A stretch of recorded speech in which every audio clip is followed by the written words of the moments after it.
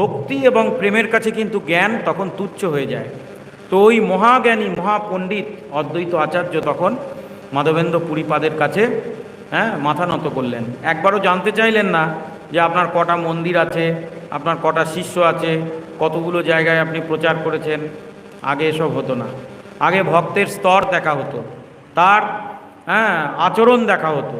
এখন আমরা এগুলো দেখি, এসব দেখে দীক্ষা নিই। তো মাধবেন্দ্র পুরী তখন কি করলেন, তিনি তাকে দীক্ষা দিলেন।